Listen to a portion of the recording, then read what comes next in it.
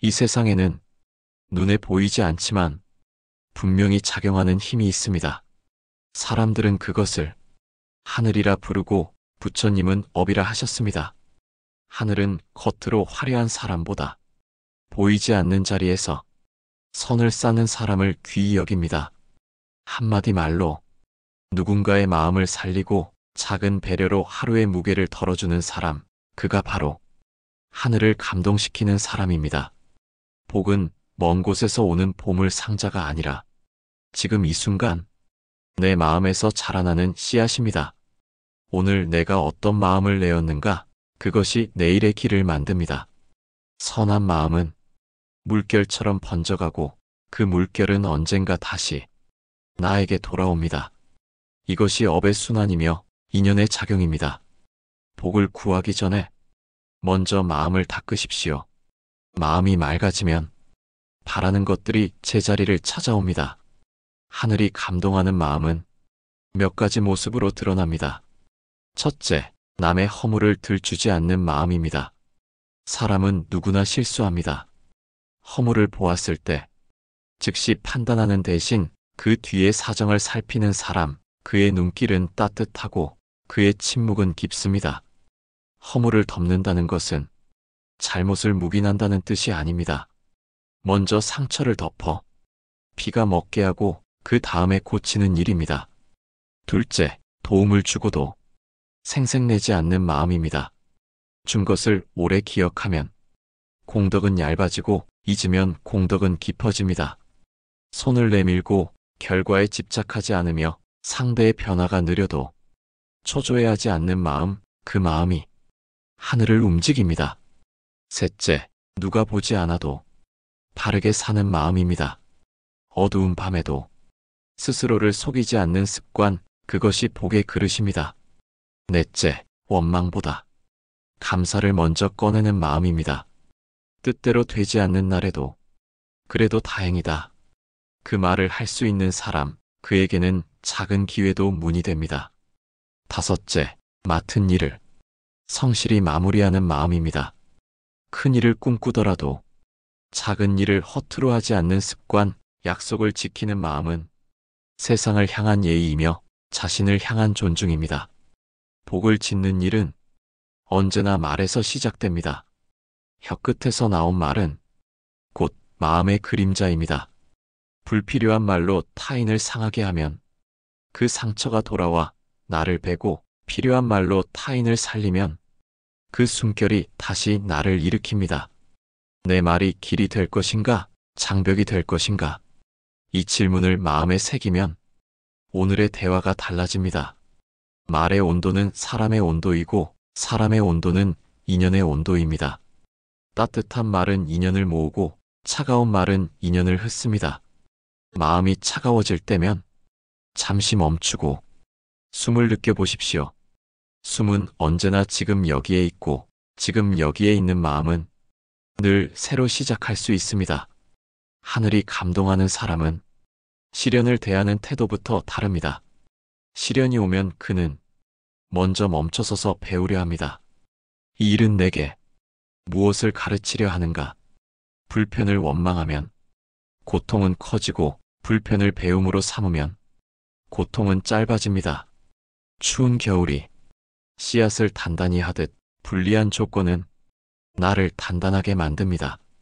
버겁다고 느낄 때 거기까지가 내 한계라는 뜻입니다. 그 자리를 살짝 넘어서는 순간 대운의 문이 열립니다. 복은 감각보다 느립니다. 오늘 심고 오늘 거두는 복도 있지만 오랜 기다림 끝에 익어가는 복도 있습니다. 서두름은 흙을 뒤흔들고 믿음은 뿌리를 쉬게 합니다. 서두르지 마십시오. 마음의 속도가 느려질수록 세상은 또렷해집니다.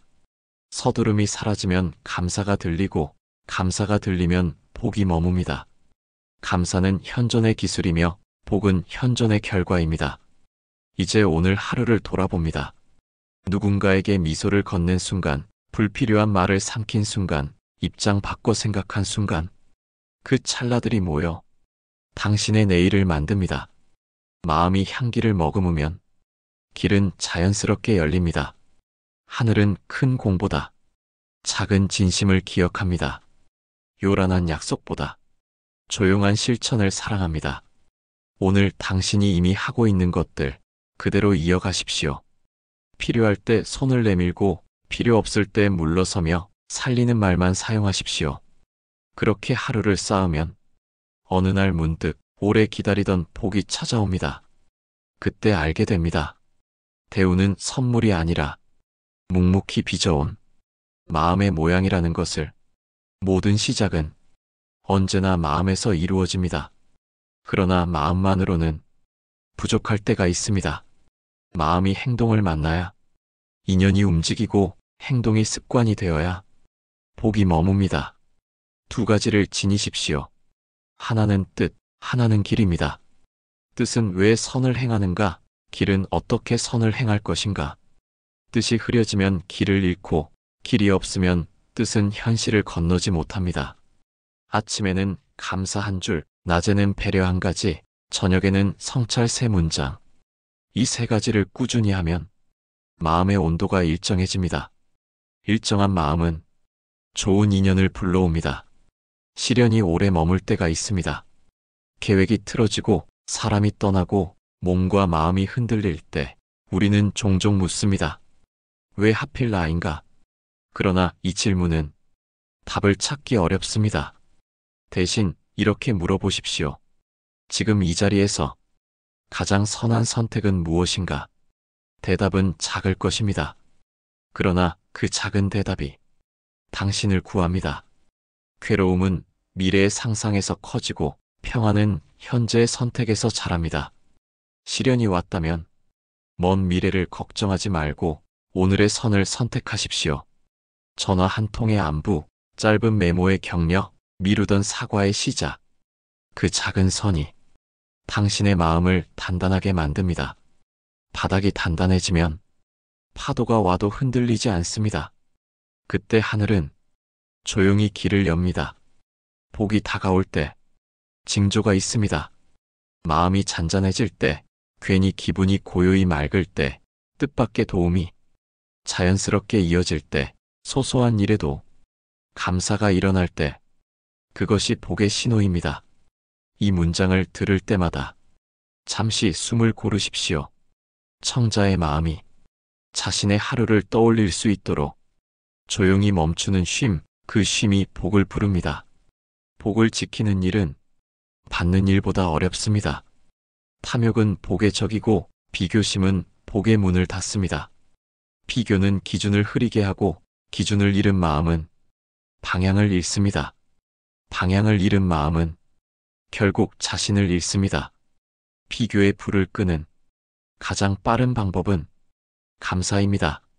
감사는 이미 충분하다는 깨달음입니다. 충분함을 아는 사람은 더 이상 조급하지 않습니다. 물러섬은 패배가 아니라 선택의 지혜입니다. 내가 세워야 할 기둥과 놓아야 할 가지를 구분할 줄 아는 마음, 그것이 복을 지키는 기술입니다. 복을 키우는 5가지 실천, 하나씩 마음에 새겨보십시오. 첫째, 말의 계율. 과장하지 말고 진실을 바르게 말하십시오. 둘째, 시간의 계율. 늦지 않는 습관은 신뢰를 낳습니다. 셋째, 몸의 계율. 건강은 이기심이 아니라 책임입니다. 넷째, 돈의 계율. 벌 때는 정직하게, 쓸 때는 분별 있게, 나눌 때는 주저하지 마십시오.